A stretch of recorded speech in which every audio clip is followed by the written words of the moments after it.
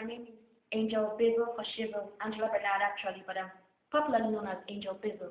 Okay, so I want to talk about something very important to me actually, and I guess it's very important to everybody because the other day I want to talk about sibling rivalry.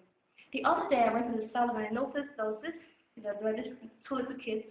One was about 8 years old and her little sister was like, say, 3. But I noticed there was just this thing between them, this enmity, right?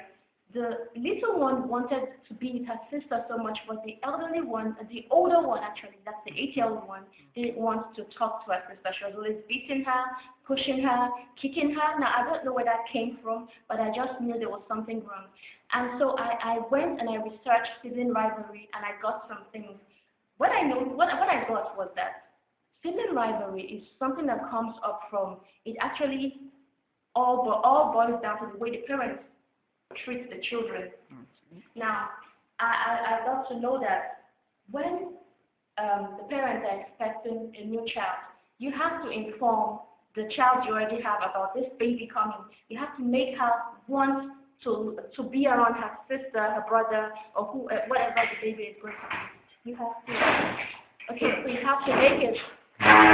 So you have to do it that way. And another thing is when parents pick favorites.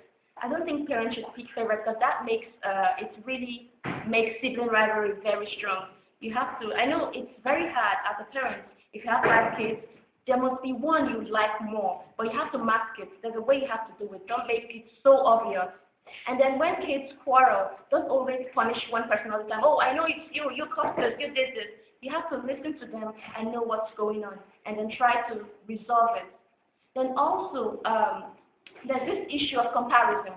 That one is almost in every family. You know, when your mom says, "Oh, how come you can't do this?" When your sister was 10 years old, she could do this. Or, you know, you're so dumb. You're not as bright as your younger sibling or older sibling, or just those kind of things. It makes it very bad.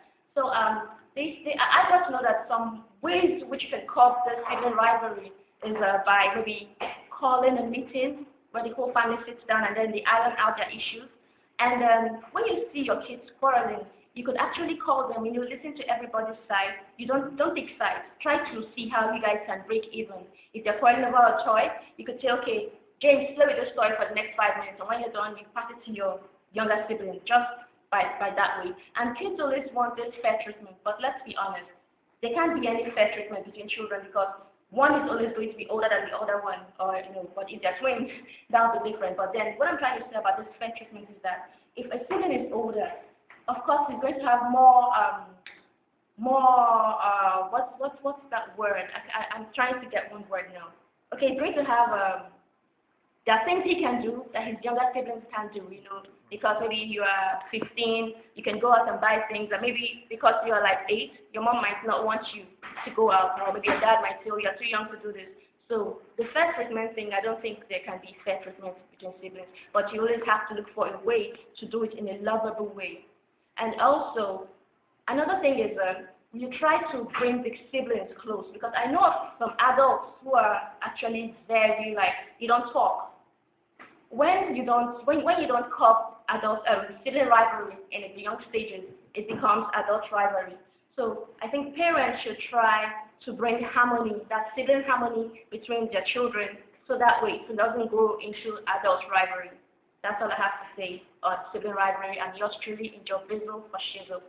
Stay cool.